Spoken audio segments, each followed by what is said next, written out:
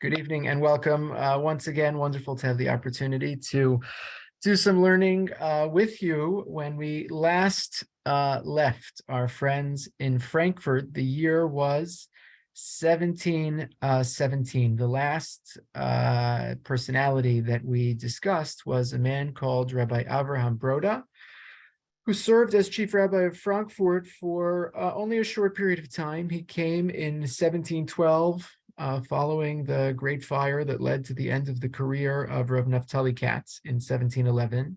Rav Avraham Broda got to Frankfurt in 1712, and he died in 1717.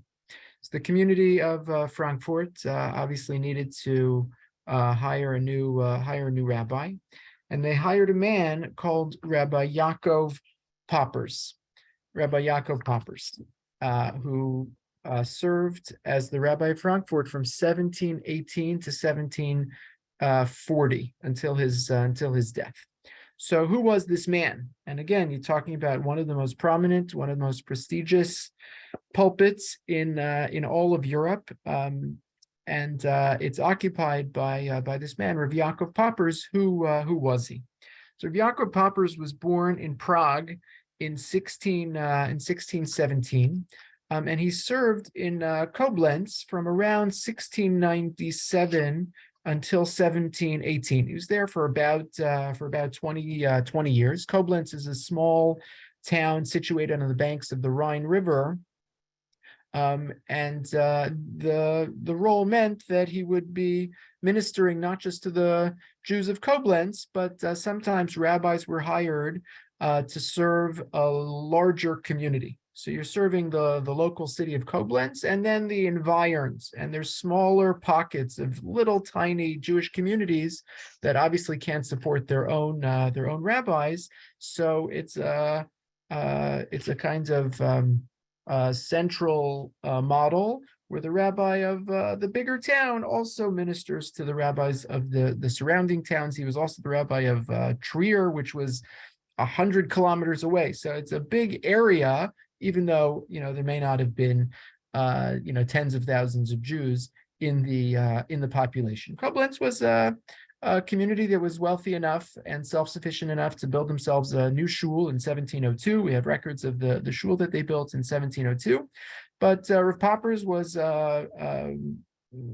well liked and well respected, and he had earned a deserved reputation as being a leading rabbi, and he had bigger ambitions. So in 1710, he applied to be the rabbi of the Ashkenazic Jewish community of Amsterdam, which again, is a top prize for an aspiring young rabbi in the beginning of the 18th century. And it's actually an amazing election for that rabbinic post. We have the records of the election. There were 4 candidates.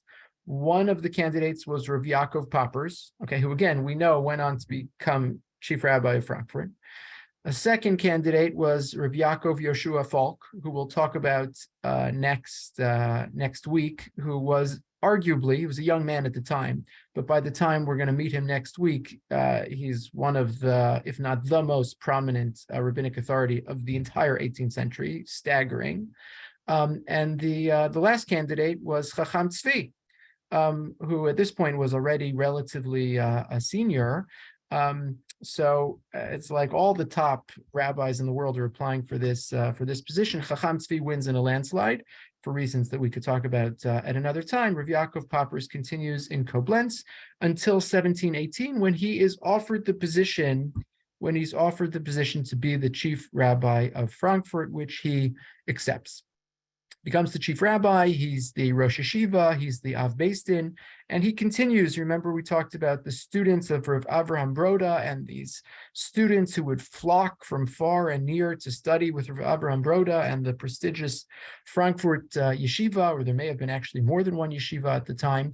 And Rav Yaakov Poppers continues this tradition, and students continue to flock from near and wide to study in Frankfurt. I want to get to 1735, which is going to be the key date for our discussion tonight.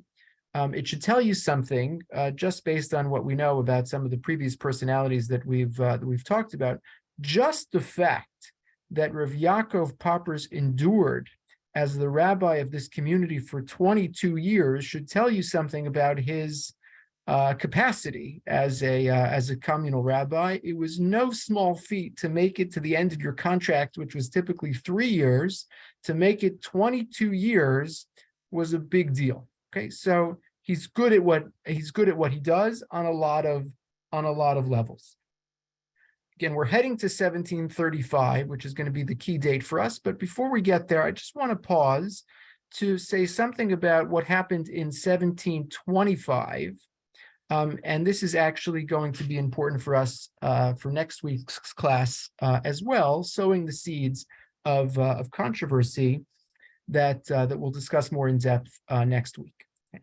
So in 1725, there was a man called Moses Meir Kamenker, and he was a scholar of some repute, and he was also quite adept at dissimulation. He was a secret Sabbatean, and again, as we've talked about a little in each of the previous sessions, Sabbatianism it's looming, it's in the background, it's not in the foreground. Shabtai Tzvi had already died by 1676, and already by the time he apostatized in 1667, most of his followers had reverted to traditional Judaism. But there were, and we don't have the numbers, but there were these crypto-Sabbatians, these underground Sabbatians who continued to believe in the messiahship of Shabtai Tzvi, which again is almost definitionally heretical. Okay.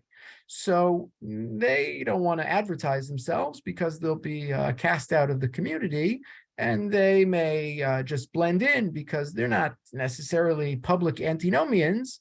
They go to shul and they keep Shabbos. You wouldn't know it, but secretly in their little networks, they are followers of Shabtai Tzvi. So Moses Meir Kamenker is one of these crypto Sabbatians, and he's traveling through Europe as an emissary to Moravia and Bohemia and Germany to make connections in this network. And he visits Prague, where he had some kind of relationship with Jonas and Eibeshitz that we'll come back to next week. Number of other communities to secretly spread Sabbatianism. Somehow, maybe accidentally, someone betrayed him, and when he got to Frankfurt, it became known that he was carrying a cache of Sabbatian manuscripts.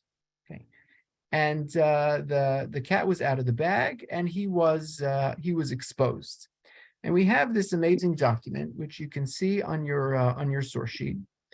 As I mentioned in our first class, I wanted to give you a sense of some of the different kinds of documents that we find from this period. So this is a broadside. So what's a broadside? A broadside is a public notice that would be hung in a shul, in a beis medrash, in a public place, where people would come to read public declarations and public announcements. Okay, so this one is a public proclamation put out by, sorry, it's a little blurry, by 3 communities. Okay, so there's an announcement from the community of Frankfurt, an announcement from the community of Prague, and an announcement from the community of Altona, Hamburg, Wandsbek, the triple community, basically around the city of Hamburg. What's the announcement? The announcement is, we want everyone to know that we've identified a secret member of this Sabbatian sect, and everyone needs to know that he's banned. He's put in a cherem. His writings are banned. If anybody starts associating with him, they'll be banned. I'll just show you a quick excerpt. It's like half Yiddish, half Hebrew. You have to sort your way through it. Herzu Rabosai mi'achar she'avar aleinu po ish ra'u v'lial hanikra Moshe ben Meir mizelkova. attention, everyone should hear this. We've identified this terrible criminal, a man called Moshe ben Meir, who's originally from the town of Zelkov, a Polish Jew. What did he do? Velcher mesaviv meir leir is lahasis ladiach b'nei amenu lahamin b'shab tzvi yamach shemo. He's going around from town to town, from city to city, trying to recruit Sabadians to his cause, which is terrible. She amuna kozeves benifsedes voy ich wirklich ksavim shonim mishunim etzlo gefunden werden seinen gestanden charufe geduf she'en lahalos al nir. And we found these writings that we can't even commit them to paper. What the kinds of things that we found on this guy are so terrible and so damning, we're not even going to say what they were. However, we will say, mitochan masav nikar shehu shliach u'misaras la'avera min kesher shel rishayim v'lo midaytu me'atzmo levad yatsa ki in min haklal kulo yatsa. We've identified him as a Sabadian. It's clear as day, and it's not just him, it's everything that's attached to him. It's this whole cachet. The broadside goes on to say, anybody has any association with them, he's out, they're out, it's all terrible, and we have to act, and we have to respond. So as the chief rabbi of Frankfurt, it's Rav Yaakov Poppers who's responsible for bringing this to light, exposing this Sabadian, and then functionally removing him from the community, and then communicating all of this between and among various other communities. Sadly, we have similar issues today. It's like somebody's doing something terrible, and he says a cherem against this guy. Okay, so he just picks up and goes to the next community. So you have to alert the next community that, right, something is amiss here. Obviously, in a pre-modern context, it's not easy to do, and people can slip through the cracks. But you do the best you can, and you put out these broadsides as widely as possible and disseminate them to make it clear to everyone just what kind of problem might be at hand. Okay. So Rav Yaakov Poppers is here in Frankfurt, 1718. He takes the position. 1725, there's this public controversy around secret Sabadian that he exposes and manages to banish from Frankfurt. All the while, he's building up his yeshiva. He has a whole list of dozens and dozens of students who become and go on to become very prominent leaders in the Jewish community.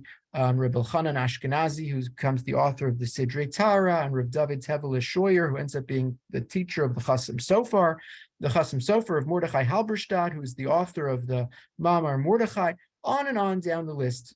All these people coming through Frankfurt and being exposed to the teaching of Rav Yaakov Poppers. We may not know his name, but a little like Rav Avraham Broda, he's responsible for training a whole generation of future leaders. Okay, so let me just share with you, just so you have a flavor for who he is. Just one tshuva that he wrote. Rav Yaakov Poppers wrote one book. It wasn't published in his lifetime. His sons published it shortly after he died in 1742. But they wrote in the introduction to this book, of all the things that he wrote, the most important to him was his collection of Shilos and Shuvos. And they produced this really beautiful book called the Shav Yaakov. And again, I'll just say in passing, we talked about Rav Tzvi Hirsch Kaidanover's Kav HaYashar in our first session. I said, it was republished like dozens and dozens of times in various languages, and is so popular. Okay, so just by way of comparison, Shav Yaakov, which is written by the chief rabbi of Frankfurt. Okay, you have to imagine that he has hundreds and hundreds of students. Everybody knows him. Everybody knows his name, and widely acclaimed. And his book gets republished from 1742 to 2023. And how many times the book has been republished? 0. There is one edition of this book. It has never been republished. The Bar Ilan CD-ROM, which has hundreds and hundreds of shilos, it's not even been digitalized. right? There's only one edition of this book. Stunningly, it gets quoted often by other poskim and other gedolim, but stunningly, never republished. And again, I just say it by way of comparison to understand what it means for someone else's book to be published, 80 times or 100 times. Purim's coming, so I picked a Purim Shaila. Okay, someone wrote to Rav Yaakov Poppers and said, "I have the following question." You ready for this? He says, I can pick up here. This is source number 1 on your source sheet. Somebody writes to Rav Yaakov Poppers, another important rabbi, and he says the following. I got the following question, and this would happen in the course of Shals and Shuvas. You're a junior rabbi, or maybe the rabbi of a small town, and sometimes you get questions that are above your pay grade, and you want to consult with someone who knows more and is more senior and is older. So you write a letter to someone who you may know or you may know of, and you say, "I got the following question. This is my thinking. Does that make sense to you? Could you guide me? Do you think that's right? Do you have a different opinion?" So this more junior rabbi writes to Rav Yaakov Poppers in Frankfurt and says, here's the issue. I got a question for someone in my community. They were reading their Megillah. Okay, they had a Megillas Esther, and in the Megillah, here it is, in line 3 of this second paragraph. Be'echad she'egia Megillah achas umatza kasuv ba tevas laYehudim betosfos hey ben vav l'dalis. Okay, so you see this word laYehudim. laYehudim, that word appears a number of times in the Megillah. So he says one of the times that the word appears in the Megillah, there's an extra letter.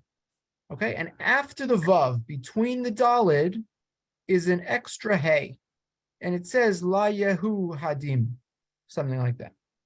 So sometimes there's a missing letter, sometimes there's an extra letter, and you could correct it. So you add the letter that's missing, you erase the letter that's extra. He says the problem is, in this bizarro case, it just so happens, nimtza, do you see what the issue is? Nimtza yesh ba'osios shem havaya, tzirufin zel zeh. You see where the extra letter got added? It now says lamed yud hey vav hey. In there is a yud k vav k. It's Hashem's name. You're not allowed to erase Hashem's name. So what do you do with this extra letter? On the one hand, you want to make the Megillah kosher by taking out the hey. You take out the hey, you're erasing Hashem's name. You're not allowed to erase Hashem's name. Oh, well, that's tricky. What do you do? What do you say? So this junior rabbi writes to Rav Yaakov Poppers and says, can you erase the hey? And Rav Yaakov Poppers is also interesting just to see how he responds. And I'll just sort of summarize it for you. He says, look, I'm very busy. And with my students day and night. He says, "Hinei af shani taridna me'od al haTorah ve'al ha'avoda avodas timidis im talmidim b'shiurim de'oraisa." He says, I'm a busy guy. I'm the chief rabbi of Frankfurt. I don't mean to put words in his mouth, but he's saying, I got a lot going on here. So he makes a little excuse. He said, I'm not able to give you an encyclopedic, answer to this question. So I'm just going to kind of answer quickly, even though he writes a, pretty lengthy answer for a busy guy. He says, nonetheless, I'll just let you know my first impression. My first impression is that it's not a problem. Nobody wrote this with kavana, so it doesn't take on the same level of prohibition that it would if somebody wrote. They're writing Sefer Torah and they write the Shem of Hashem, so you're not allowed to write. That's not this case. It was just an error. It was just a mistake, and you could correct it. It's not an issue. Okay. So, in the interest of time, just leave that as an example of the authorship and the halachic contributions of Rav Yaakov Poppers. So I want to fast forward now to 1735, but before we do, I need to take you on a detour. So we're leaving Frankfurt. Yaakov Poppers is the chief rabbi, and things are going relatively nicely. As we talked about last time, the Jewish city in the aftermath, the Jewish community in the aftermath of the fire, rebuilt the Judengasse. They have a very functional Beis Din that people use all the time, and a very functional and popular yeshiva that students are flocking to, and economically things are okay. And Rav Yaakov Poppers, all the while, chief rabbi Frankfurt, Frankfurt am Main. Okay. Leave Frankfurt and let's head south for a few minutes to Padua. You know where Padua is. I'm sorry, I don't have a map on the source sheet, but it's right near Venice, right? It's 40 kilometers from Venice at, let's say, the top, right, toward the northern border of present day Italy. Okay. So in 1707 in Padua, the Ramchal is born, a man called Rabbi Moshe Chaim Luzzatto.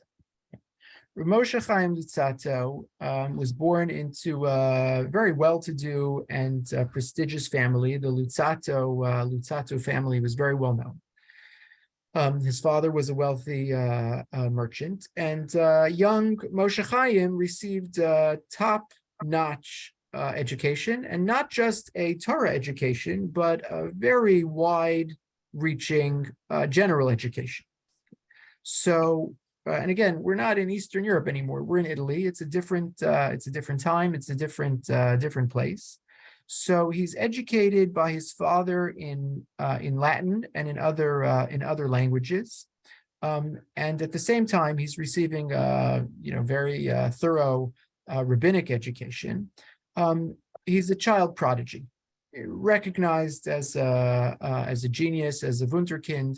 Already at a very young age, he's writing plays and poetry and all kinds of literature, much of which we have today. Okay. At a very young age, let's say maybe his late teens, early 20s, he starts a study group in his home.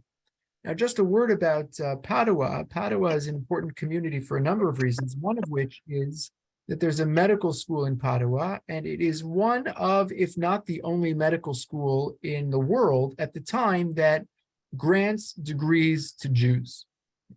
So you have Jewish medical students in Padua, and the Ramchal creates a secret circle called the Chevra Mevakshe Hashem, a secret circle of Illuminati who gathered around a central figure with the goal of redeeming the world and restoring primordial harmony. A number of his students were these medical students at the University of Padua.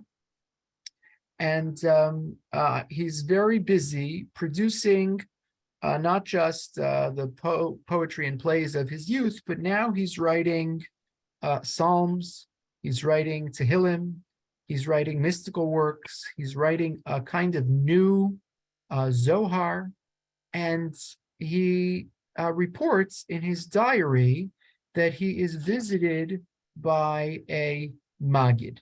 Okay, I have this for you in source number 3 in English translation of how he describes what happens when he was visited by a Maggid. What's a Maggid? A Maggid is a heavenly voice, some kinds of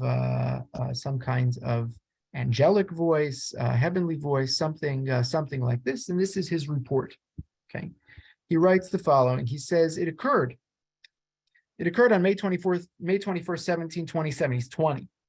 As I was immersed in one yichud, I fell into a slumber, and upon waking, I heard a voice saying, I am descending, quote, I am descending to reveal the hidden secrets of the Holy King. For a short while, I stood trembling. Then I revived myself. The voice did not cease, but revealed a secret to me. The next day, at the same time, I tried to be alone in the room, and the voice returned with another secret until it revealed to me that it was a Maggid sent from heaven. He taught me private yichudim upon which to meditate in order to procure his presence so I could summon him. I couldn't see him. Only his voice spoke through my mouth, and later he gave me permission to ask things of him. After 3 months, he gave me private tikkunim, restorative prayers to recite each day in order to merit the revelation of Elijah.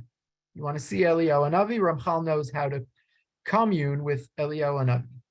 Then Elijah appeared and announced that Metatron, the Grand Minister of Heaven, would appear. From that time, I recognized each one, although sometimes souls revealed themselves to me whose names I did not know. So the Ramchal reports to his students and to his circle that he's receiving revelations from a Maggid. He's receiving revelations from a Maggid. Around 2 years later, one of his students, a man called Yekutiel Gordon, writes a letter. Writes a letter to a friend or family member in Vienna, and says something to the effect of, this great rabbi with whom I'm studying, the Ramchal, is the new Reb Shimon Bar Yochai. He's like the reincarnation of Reb Shimon Bar Yochai, who was reputed to be the author of the Zohar. And somehow this letter gets out. The letter gets out, and people start to wonder what's happening here. This is a very young man who's reporting that he's having visions and revelations, and people are starting to get a little nervous. What's happening here? There's a man called Rav Moshe Chagiz. There's a man called Rav Moshe Chagiz who, if I remember correctly, was living in Altona, Hamburg, Wandsbek at the time. And Rav Moshe Chagiz was a kind of professional heresy hunter. He was very keen on ferreting out Sabbateans and crypto Sabbateans and secret Sabbateans, and if there was any kinds of heresy going on behind the scenes, he wanted to know about it. He wanted to make it public, and he wanted to rid the community of it. So he was involved. For instance, last week I had mentioned that Rav Naftali Katz had mistakenly or erroneously given an approbation to a book by a man called Nehemiah Chayon when he had met him in Prague, and then the book got published, and it was a book full of Sabbatian heresy. So Rav Moshe Chagiz was instrumental in outing the author of that heretical work. So when he gets word that there's a man called Moshe Chaim Lutzato who is claiming that he's receiving revelations from a Maggid, when Rav Moshe Chagiz gets word of this, he starts to begin a anti-heresy crusade, because that's what he always does. And he starts alerting the rabbis of various communities and letting them know that there's a potential problem here. There might be some kind of real new cult, new band of heretical Jews. And we don't even know, but there is a problem. So among the issues that get raised over the course of controversy that we'll talk about in a second, everyone gets pretty upset at the Ramchal. First of all, the notion that revelation was continuing through a Maggid was in and of itself threatening and problematic, particularly in the case of someone who's not just not 40, but only 20. And particularly because this is happening outside of Eretz Yisrael, people are not denying the fact that there could be revelation by a Maggid. They're just concerned that this is happening in Padua to a man, claiming to have some kinds of special powers that we've not really heard of. That's the problem. In addition, there's a man called Rav Binyamin Cohen, who's a known Sabbatian, who got all excited about Ramchal and said, "Oh, this is the cat's meow," and we're all right. So that wasn't helping Ramchal's cause to have a secret Sabbatian championing him and rooting for him.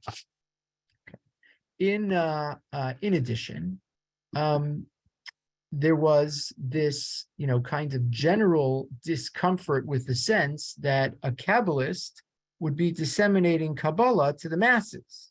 Kabbalah is meant to be disseminated from a teacher to a student, and if you're not among the initiates, well, you shouldn't be studying Kabbalah. So what is Ramchal doing, writing these Kabbalistic treatises and making them available to the masses? So we'll see in a second. There were other issues as well, but the trouble started brewing when Moshe Chagiz started to sound the alarm bell and wrote a letter to the rabbis of Venice. And again, just sort of like the Koblenz, Trier. So Venice is the big city and Padua is the smaller city, and the Venetian rabbinate holds sway in the area. But Moshe Chagiz lets the Venetian rabbis know that there might be a problem in the neighboring town. Okay, I'll just give you a kind of snippet from Shmuel Feiner's book, The Jewish 18th Century, who kind of puts this in a succinct way, summarizing what's happening. He says, a huge and unbridgeable gap yawned between Ramchal's self-image as a man who had been privileged with revelation and was capable of reaching religious heights and revealing secrets, and that of those looking from the outside at an enthusiastic and irresponsible young man who did not understand the consequences of his pretension, whose charisma overwhelmed his good sense, and who had to be put in his place, whether by persuasion or threats. So Ramchal doesn't think he's doing anything wrong. He thinks he's just, revealing what is meant to be revealed and taking a leadership position because he's meant to be a leader. And the rest of the world is looking in on this, and they get very suspicious. Okay. So the Venetian rabbis prevail upon Rabbi Yeshaya Basan, who was the teacher of Ramchal in Padua, to put a lid on things. Okay. And they insist that Ramchal cease and desist. Okay. And they say he has to stop this public preaching of Kabbalah, and he has to stop disseminating Kabbalistic treatises. And if he doesn't, there's going to be a problem. Okay. So I have for you in source number 5, the rabbis of Venice functionally make Ramchal swear an oath. In source number 5, we can pick up from the middle paragraph here, beginning with the word liot. Okay, liot ma'asef elai v'gonez kashir atzeh kavod terasa kol chibori asher asisi ad hayam hazeh al pi hamagid v'neshamos kedoshim shelo yetzu chutza ela al piv kol yemei chayav. So first he says, you know what they made me do is they made me swear an oath that from this day forward, I would put in Geniza, I would bury anything that I had written that had anything to do with Kabbalistic revelations or anything that I had heard from the Maggid. Next paragraph. V'gam mi'achshav eyeh mashiv yadi milchtov od shum chibur b'lashon Zohar o be'ezel lashon sheyeh b'shem Maggid o neshamas kedoshim, and not just anything that I wrote in the past, but I promise not ever again from this day forward to write anything further that is related to the Zohar or related to Kabbalistic treatises or related to revelations from a Maggid. Okay. Kol hadvarim, last paragraph. Ha'ela kibalti al atzmi b'chol tokef u'bitzel kol madai u'madai u'larayos ha'emes chasamti shmi. And he said, I accepted this. It's an allusion to the fact that he took an oath on a Sefer Torah. And he signs it with, this is me, Po, Padua, Yom Beis, Shlosha L'chodesh Menachem Av, Shnas HaTaftzadi L'Brias HaOlam, V'Hakol Sharir V'Kayam. It's his official signature, signed, sealed, and delivered. It's Monday, and it is the third day of Av. It's the year 1730, and he takes this oath. He's going to cease and desist. And if anybody had any suspicions that maybe he's a Sabbatean or he's a heretic, he's doing something that's not appropriate, it's okay. I accept. I will put a stop to everything. Okay. So things get a little quieter.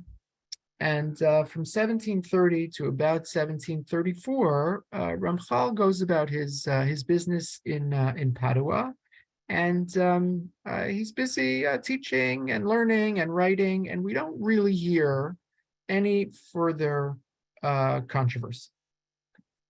But around 1734, 1735, another controversy erupts, and there's another ban pronounced by the rabbis of Venice. They claim that Ramchal has violated his own oath, and he is teaching Kabbalah, and he is writing about it. And at this point, Ramchal says, "I'm not doing this anymore. I'm out." Okay, and he decides it's time to leave Padua. He's heading for Amsterdam. Now, why is he heading for Amsterdam? He's heading to Amsterdam for a few reasons. He's heading to Amsterdam because Amsterdam is the center of print. It is the publishing capital of the world. You could print a book in Italy, but if you want to print a beautiful book and you want to print a book that's going to get its widest possible audience, you go to Amsterdam. So he definitely has his eye on printing something, probably something to do with Kabbalah that he surely couldn't print in Venice. And he wants to go to Amsterdam to print his book. He has a brother who lives there, and if he can't make a living because people are pouncing on him in Padua, so he'll probably be able to make a living in Amsterdam. And he's heading to Amsterdam because Amsterdam, by the 1730s, has a deserved reputation for being an exceptionally tolerant place to be. And even someone who's a little heretical or suspected of being a little heretical could probably do just fine in Amsterdam. In 2023, we would say it's a more tolerant, more liberal environment as opposed to a more religiously conservative environment. So 1734, the winter of 1735, Ramchal quits Italy and heads for Amsterdam. He makes it as far as Frankfurt, and that is where our story picks up.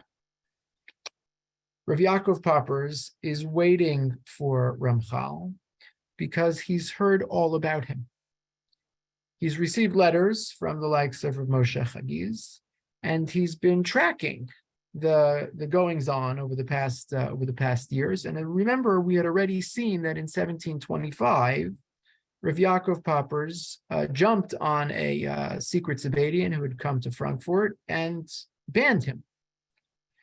And when Ramchal comes to Frankfurt, the chief rabbi, Rav Yaakov Poppers, invites him to a meeting. Ramchal writes in his own diary that it was an ambush. He thought this Rav Yaakov Poppers would welcome him. It would be one Talmid Chacham talking to another, but that was not the case at all. Okay. I'll just share with you a letter from later in this campaign to put things in context before we talk about the trial of Ramchal in front of Rav Yaakov Poppers. Rav Yaakov Poppers said, I heard a lot about what's happening in Padua, and there's this man, the Ramchal, and he's teaching the Kabbalah, which is very upsetting. And there was this other kind of a rumor or a suspicion that that the Ramchal had written a new Tehillim. What does that even mean, to write a new Tehillim? So Rav Yaakov Poppers says, I heard I discovered it was true. Shechiber kuf nun mizmurei Tehillim b'makom Tehillim leDavid. He says Ramchal was so audacious that he wrote a new Tehillim to replace the book of Tehillim written by David HaMelech as part of the canon of Tanakh. I mean, it's a crazy thing. What does that mean? He says, "Upashat yado b'David Mashiach Elokei Yaakov ve'omer shehen b'Teilim la'asid levo." Like, what is Ramchal thinking, that he's going to replace David HaMelech's Tehillim? Halo Reino Kadosh Baruch Hu Kara Mashiach She'asid Al Shem David. We know that, right? David is the father, the grandfather of the Davidic line, of the line of Mashiach. We know this already. How could you replace Tehillim written by David? It can't be.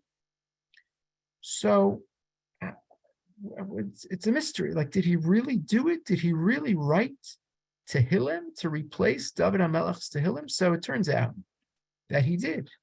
And we have that. And I have for you reproduced in sources number 7 and 8, 2 chapters of Tehillim that the Ramchal wrote. For what purpose, we're not in a position to say. But it's kind of wild that the Ramchal had actually done what Rav Yaakov Poppers had suspected him of doing, namely, had written a new series of Tehillim. Okay, and on your own, you could peruse them in sources number 7 and 8 in your source. Okay. So now back to 1735. There's an ambush. Ramchal arrives in Frankfurt. Rav Yaakov Popper says, "Welcome. I'd like you to join me and to stand in front of my beis, because this is my town and you're passing through. But now that you're here, you have some hard questions to answer." So Rav Yaakov Poppers, again, we have all of this correspondence, writes a letter to Moshe Chagiz. Moshe Chagiz says, you have to expect that this man's going to come through your town and you have to be ready. And Rav Yaakov Poppers writes back and said, I was ready, all right. And I'm going to tell you what I did. He says, I convened a beis din, and I said, you have to relinquish all of your writings and all of your papers, and you have to take a new shvua, you have to take a new oath, and you have to promise while holding a Sefer Torah that you are not going to write any more Kabbalistic treatises, and that you're not going to print anything in public, and otherwise we're gonna ban you, faster than you can say boo. And he takes this. Ramchal is forced to take this oath. He writes, a little later, once he gets to Amsterdam, reflecting on what happened. He says to his Rebbe, to Rabbi Yosie Levine, he says, that guy Poppers made me take that oath. Let me just tell you how valid that oath was. He basically put a gun to my head. It was under duress. And, I didn't mean anything I said, so you can't hold me to anything I said in that oath. But the story happened.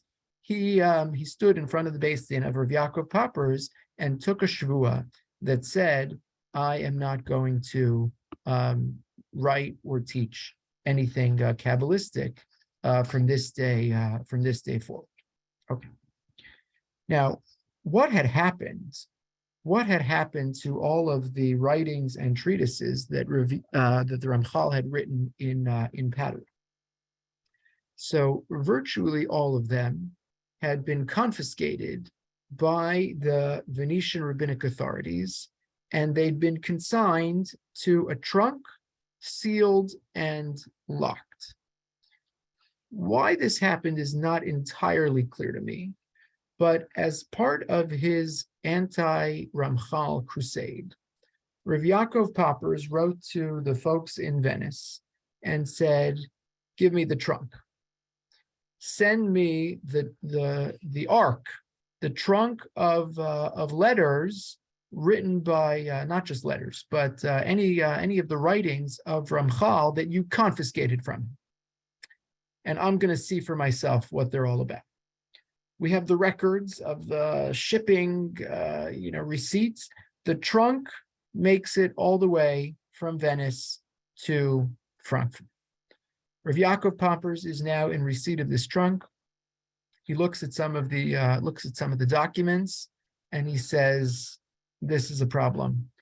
This is a real problem."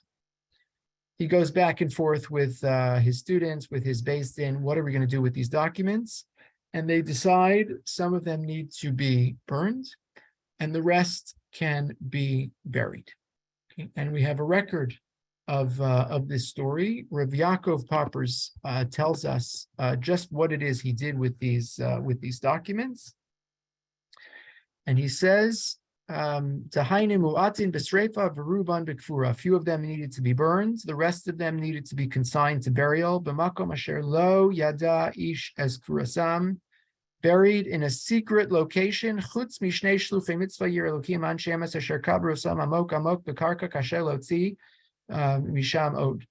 The only two people who know the location of this ark containing the documents of the Ramchal are these two messengers that the Beis Din assigned to bury the ark under the streets of the Frankfurt Judengasse. Ve'af gam sham genizasan be'ofem shebizman karov yarkivu v'yeschiku osam karka olam. They were buried in such a way that they would disintegrate and be lost, speedily in our days. Okay, so I titled this class "When Rav Moshe Chaim Luzzatto Stood Trial in Frankfurt and an All Too True Tale of a Lost Ark." It's a real thing. No one has ever found it. Probably no one has ever looked. At some point, there was a box buried under the Judengasse in Frankfurt containing the confiscated Kabbalistic writings of Ramchal. What a crazy story.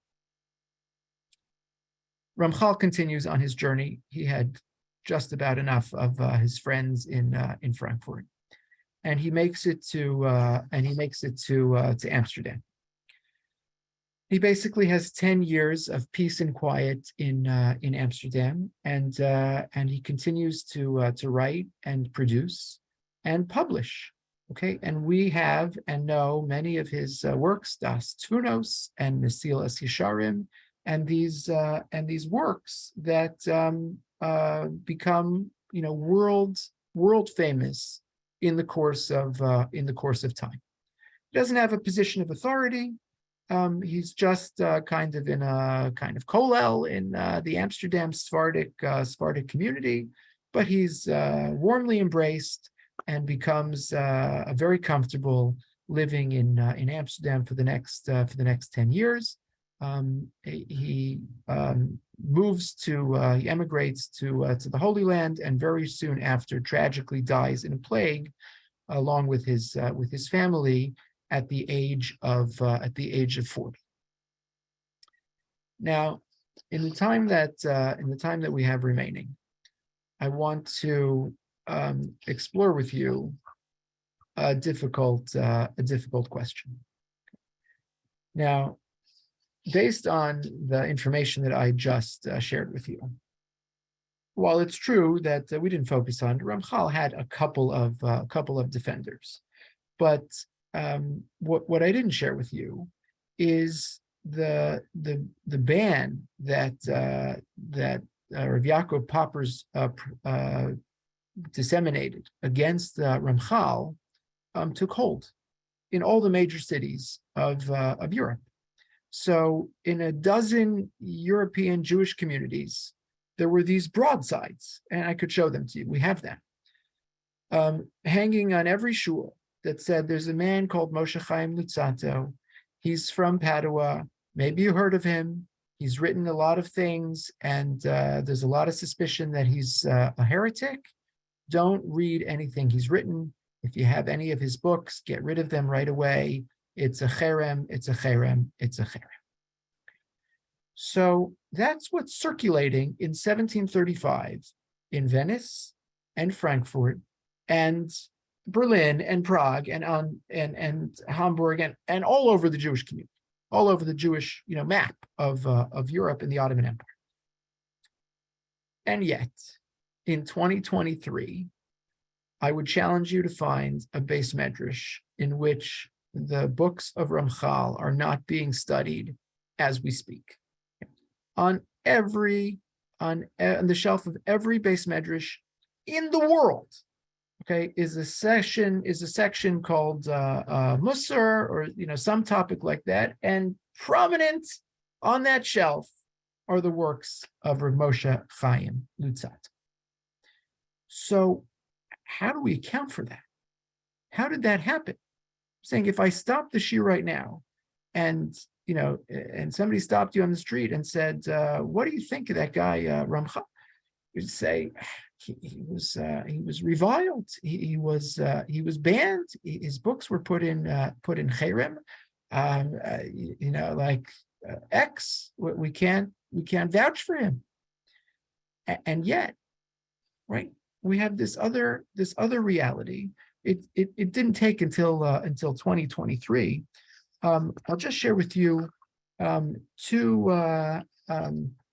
quotes. Okay, one of them I have for you on your source sheets, and the other one I didn't put on. One quote I have for you from Elisheva Karlbach, who's one of my teachers, and she just wrote sort of in passing that the Ramchal was posthumously hailed as the father of modern Hebrew literature, a precursor of Hasidim, an explicator of Lurianic Kabbalah, and a pillar of the ethical Musar movement. I have for you in source number 11 the words of Chaim Nachman Bialik, right, who wrote, Hu Asher Bana, this is the Ramchal, Hu Asher Bana Av, Bona Av, L'shloshet Batei HaMidrash HaGedolim Shel Hagra Shel Baal Shem Tov V'Shel Ben Menachem, Moshe Mendelssohn. Biadmat Mitaot Munim Shorashei Hitpatchut Shel Sifrotenu L'Kol Roshei Netivoteh. Ramchal was the founder of the three great Batei Medrash of the Vilna Gaon, the Baal Shem Tov, and Moses Mendelssohn. In the soil of his planting lie the roots of the development of all our literature, and it's not even a wide enough list. The Ramchal was seized upon by the Hasidim, the Misnagdim, the Maskilim, the Zionists, the Kabbalists, the Musar movement, and the Hebrew literati. They all looked to Ramchal as the ancestor and the precursor of their movement. How do you make it jibe? How do you reconcile this tension?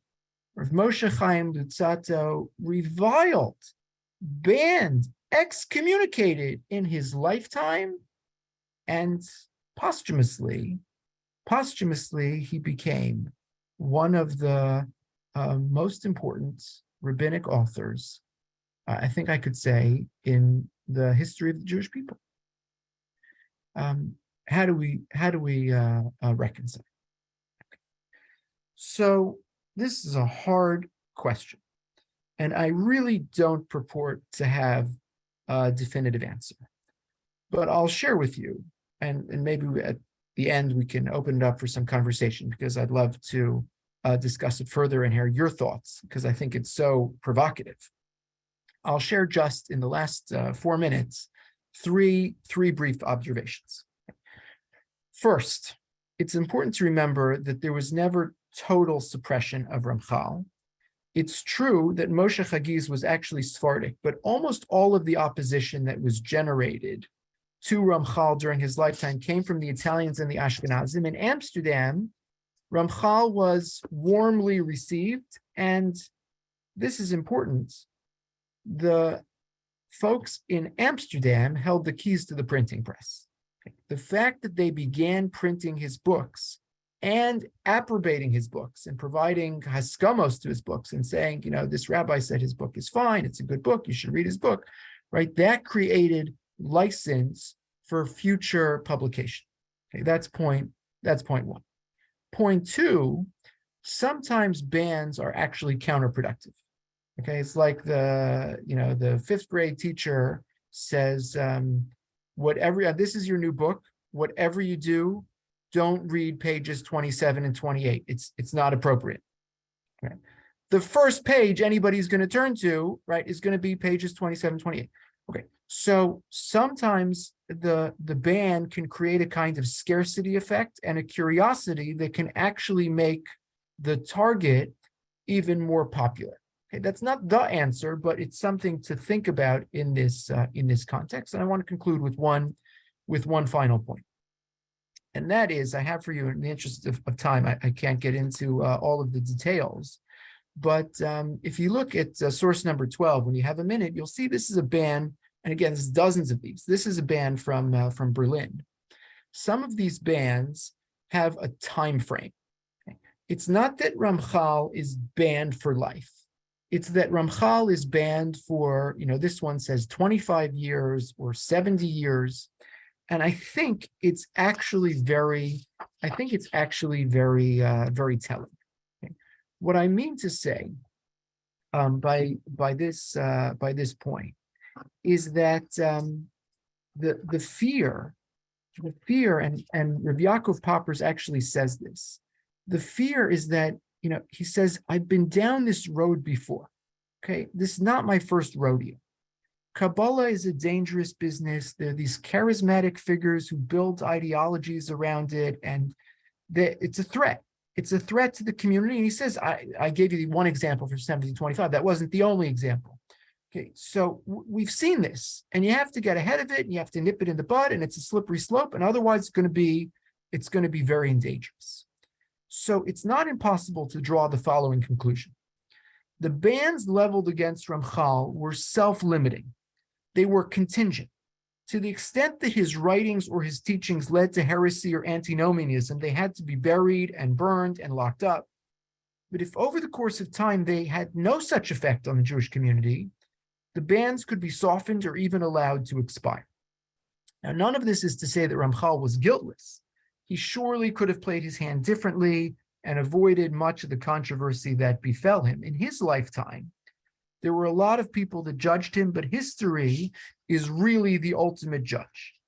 And he now occupies a place in the first rank of Jewish scholars and ethicists. As I said, his work is studied in every Beit Midrash because he was banned out of a fear. And there was like this footnote in the ban, so to speak, that said, we're worried that X, Y, and Z may happen. But if X, Y, and Z doesn't happen, well, then we'll stop worrying. Okay. So functionally, history proved that he wasn't a Sabbatian, he wasn't a heretic, and his works were not going to create a heretical movement. So there was no reason to continue banning them. Now, the first people who read the books may have been in violation, but they ultimately led to this conclusion. In the end, those who read Ramchal's books and celebrated them after his lifetime were actually doing what Ramchal had suggested in another context, which is, as he said in the case of Acher, what does it mean to be wise? What it means is to be able to consume the contents of something important and discard the chaff. And if you're able to do that, so then nothing has to be out of bounds. So the Ramchal, as I mentioned, today has a sterling reputation.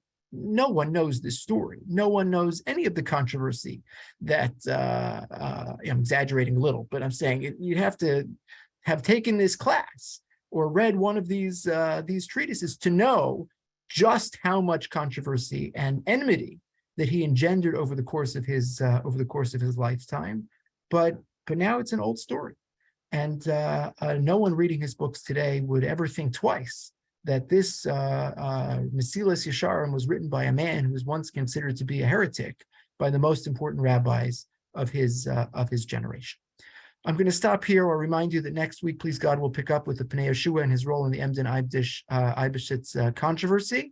And after a 30-second pause, I'll be back to take questions and comments.